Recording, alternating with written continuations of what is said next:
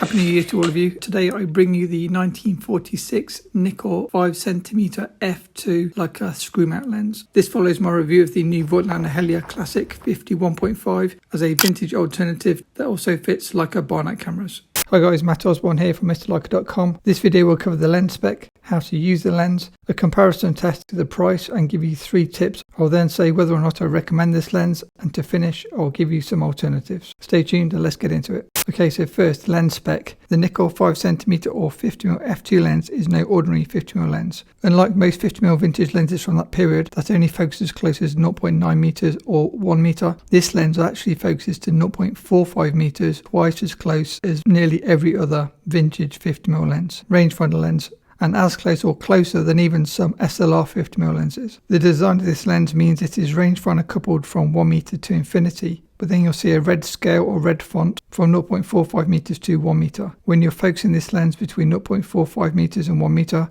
this decouples the rangefinder, and so you will have to guesstimate your focusing if shooting on film or an early Leica M camera. The lens has a focus stop at 1 meter, so you can't accidentally focus below 1 meter without realising. This lens has a maximum f-stop of f2 going down to f16, and it has really nice one-stop aperture clicks. This is a brass lens and it's really quite weighty and really nicely made. Now in terms of the lens design, on the outside it has a focus tab, and if you turn it all the way around, that also doubles as an infinity lock. And then in terms of the optical formula, it's a 6 element in 3 groups, sonar copy or sonar clone. This lens has the standard filter size from that period, which is 40.5 millimeters. But I just used a step ring from 40.5 to 43, and then I just used my standard 43mm filters. If you did want to use a lens hood, being a 40.5mm filter thread, it shares the same common size as many Canon rangefinder lenses from this period, and also the Jupiter 8, so you can use the same hood across all lenses. Now when it comes to using this amazing little lens, because it's like a screw mount, you have lots of options. So option 1, you could use this lens on a Leica screw mount camera, such as this Leica 2F. Just be aware when using this lens on a Leica screw mount camera, you can only focus with the rangefinder to a close focus distance of 1 meter. Option 2, you can use a Leica M camera, such as this Leica M3. Just remember, you'll need to use a Leica screw mount to Leica M mount 50mm adapter.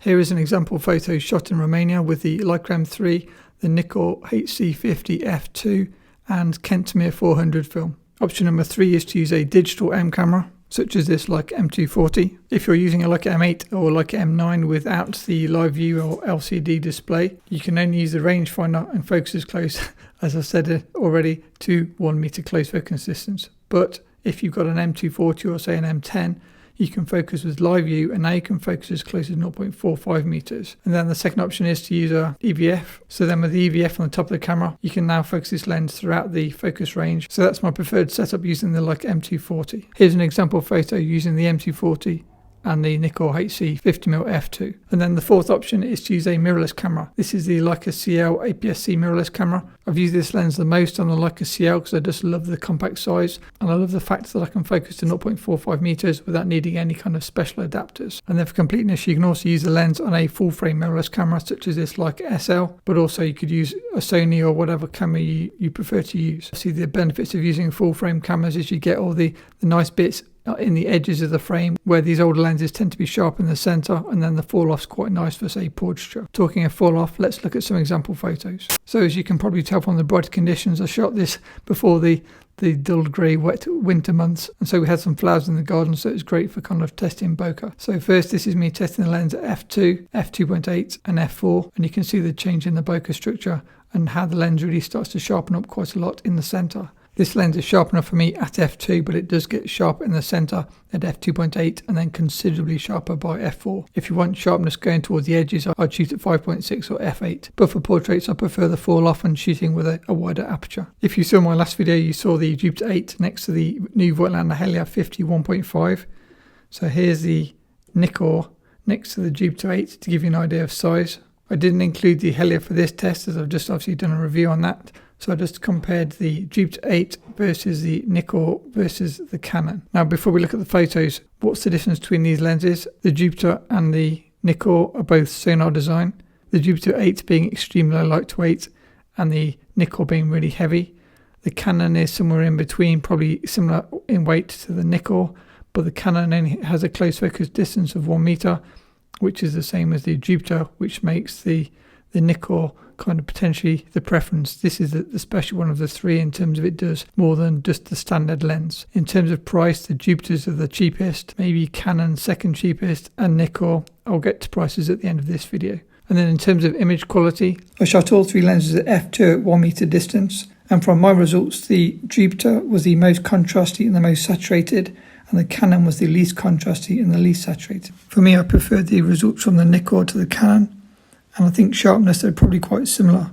For the Jupiter, I think the Jupiter is a very good lens, but the Nikkor might be slightly sharper. The Jupiter 8 is probably a nicer bokeh, but it's all a matter of taste. So what about the price? The price of the Nikkor 5cm f2 lens is normally less than £200 or less than $200. Now it depends if you need to import it from Japan. With import fees, I'd expect to pay close or over £200 or over $200, depending on your import fees. Now, I do have some bonus tips when it comes to buying the lens. Obviously, the first thing you do is make sure that it's a clean copy of the lens. But then in terms of bonus tips, tip number 1, make sure you buy the lens that's got the correct mount. So from the front, the lenses will look very similar. But then if you look at more of the photos, you'll realise that some lenses have a narrow rear mount. And that's because these lenses are also designed for the Nikon S cameras. So here's obviously my Nikkor HC 50 f2, but next to that is my Nikkor HC 50 1.4. Now you can buy the f2 lens in the same mount as this 1.4 lens and vice versa. This lens is designed, as I say, for the Nikon S cameras, and I can show you that because I've got a Nikon rangefinder camera here.